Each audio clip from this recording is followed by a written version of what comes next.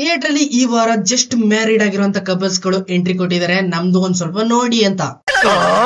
ಅದಲ್ಲ, ಇದು ಶೈನ್ ಶೆಟ್ಟಿ, ಅಂಕಿತಾ, ದೇವರಾಜ್, ಶ್ರುತಿ madam, Achyuth Kumar, Anoop Bhandari, Shruti Hariharan, Malvika madam, ಈ ರೀತಿ ದೊಡ್ಡ ದೊಡ್ಡ ಕಾಸ್ಟಿಂಗ್ಸ್ ಗಳಿರುವಂತ ಈ ಸಿನಿಮಾ ಯಾವ ರೀತಿ ಇತ್ತು ಗೊತ್ತಾ?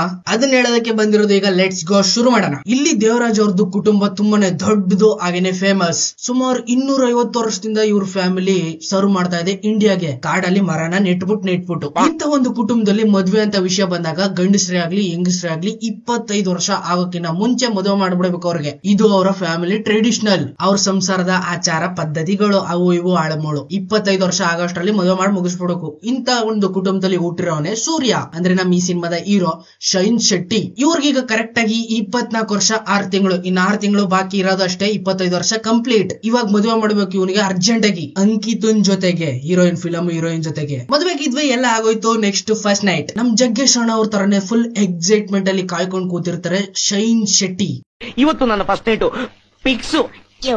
ಅದ್ ಹೆಂಗಿರ್ತದೋ ಏನೋ ಮಾಡ್ಕೊಂಡ್ ಹಾಳಾಗೋಗ್ಲಿ ಬಿಡಿಯತೆಗೆ, ಅವ್ರವ್ರ ಪರ್ಸನಲ್ ಏನು ಮಾಡಕ್ಕಾಗಲ್ಲ. ಅಲ್ಲಿ ಏನೋ ವಿಕೆಟ್ ಔಟ್ ಏನೋ ಸಮಥಿಂಗ್ ಏನೋ ಆಗೈತಿದೆ. ಬಟ್ ಪ್ರಾಬ್ಲಮ್ ಅದಲ್ಲ, ಇವ್ರ ಫ್ಯಾಮಿಲಿಗೆ ಒಂದು ದೊಡ್ಡ ಗಂಡಾಂತರ. ಶೈನ್ ಶೆಟ್ಟಿಗೆ ಒಂದು ಇಲ್ಯೂಷನೇಷನ್ ಇರ್ತದೆ. ವಿಚಿತ್ರವಾಗಿ ಅವ್ರ ಫ್ಯಾಮಿಲಿ ಒಂದು ಪ್ರಾಬ್ಲಮ್ ಗೆ ಸಿಗಾಕೋತಾ ಇರ್ತದೆ. ಮನೆಯಲ್ಲಿರುವಂತ ಎವ್ರಿ ಸಿಂಗಲ್ ಪರ್ಸನ್ ಕೂಡ ಒಂದೊಂದು ಪ್ರಾಬ್ಲಮ್ ಅಲ್ಲಿ ಸಿಗಾಕೋತಾ ಇರ್ತಾರೆ. ಆ ಪ್ರಾಬ್ಲಮ್ ಗಳು ಏನಾಗಿರ್ಬೋದು, ಶೈನ್ ಶೆಟ್ಟಿ ಅದನ್ನ ಯಾವ ರೀತಿ ತಗೊಂಡು ಅದನ್ನ ಬಗೆಹರಿಸ್ತಾರೆ ಅನ್ನೋದೇ ಈ ಸಿನಿಮಾ. ಯಾವ ರೀತಿ ಹರಿಸ್ತಾರೆ ಅನ್ನೋದನ್ನ ನೀವು ಹೋಗಿ ನೋಡ್ಕೊಂಡ್ ಬನ್ನಿ. ಇದೊಂದು ಡೀಸೆಂಟ್ ಆಗಿ ಇಟ್ಟಾಗುವಂತ ಸಿನಿಮಾ ಈ ವಾರ ರಿಲೀಸ್ ಆಗಿದೆ. Just married cinema all okay, ಏನು ಪ್ರಾಬ್ಲಮ್ ಇಲ್ಲ. ಬಟ್ ಒಂದ್ ಕಡೆ ಎಡವಿರೋದು ಏನಪ್ಪಾ ಅಂದ್ರೆ, ಈ ಸಿನಿಮಾದಲ್ಲಿ ಒಂದೇ ಒಂದು ಆಕ್ಷನ್ ಫೈಟ್ ಇದೆ. ಅದು ಈ ಸಿನಿಮಾದಲ್ಲಿ ಬೇಕಾಗೇ ಇರ್ಲಿ ಅನ್ಬಿಟ್ಟು ಇಟ್ಟವ್ರೆ ಆ ಸ್ಕ್ರೀನ್ ಪ್ಲೇ ಒಳಗಡೆ. ಅದು ಯಾಕೋ ಮ್ಯಾಚ್ ಆಯ್ತಿರ್ಲಿಲ್ಲಪ್ಪ. ಅದು ಕೂಡ ಶೈನ್ ಶೆಟ್ಟಿ ಸುಮ್ನೆ ಇಷ್ಟಕ್ಕೆಲ್ಲ ಜಗಳ.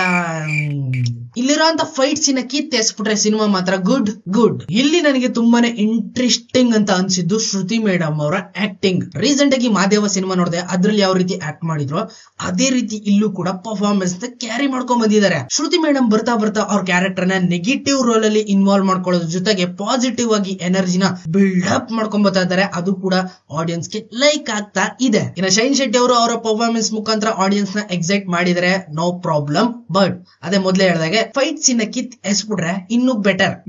ಇನ್ನು ಅಂಕಿತಾ ಅವ್ರನ್ನ ನೋಡ್ಬಿಟ್ಟು ಫಿದಾ ಲಾಸ್ಟ್ ಟೈಮ್ ಇಬ್ಬನಿ ತಬ್ಬಿದ ಇಳೆಯಲ್ಲಿ ಸಿನಿಮಾದಲ್ಲಿ ಅವ್ರನ್ನ ನೋಡ್ಬಿಟ್ಟು ಏನ್ ಇಷ್ಟೊಂದು ಖರಾಬ್ ಆಗಿ ತೋರಿಸ್ಬಿಟ್ಟಿದಾರಲ್ಲ ಅಂತ ಅನ್ಸ್ಬಿಟ್ಟಿದ್ದು. ಬಟ್ ಈ ಸಿನಿಮಾದಲ್ಲಿ ಅವ್ರನ್ನ ನೋಡ್ತಿದ್ದಾಗೆ ನಿಮ್ಗೆ ಲವ್ ಆಗಿ ಎಲ್ಲ ಆಗೋಯ್ತದೆ, ಎವ್ರಿಥಿಂಗ್ ಒಂದು ವಿಷಯ ಅಂತೂ ತುಂಬಾನೇ ಇಷ್ಟ ಆಗೋದು ಏನಪ್ಪಾ ಅಂದ್ರೆ, ಸಿನಿಮಾದಲ್ಲಿ ಬರೀ ಹೀರೋಯಿನ್ ಮೇಲೆ ಮಾತ್ರ ಫೋಕಸ್ ಆಗ್ತಾನೆ. ಎಲ್ಲಾ ಕ್ಯಾರೆಕ್ಟರ್ ಗಳ ಮೇಲೂ ಫೋಕಸ್ ಹಾಕಿ ಅವ್ರಿಗೆ ಆದಂತ ಒಂದು ಅದು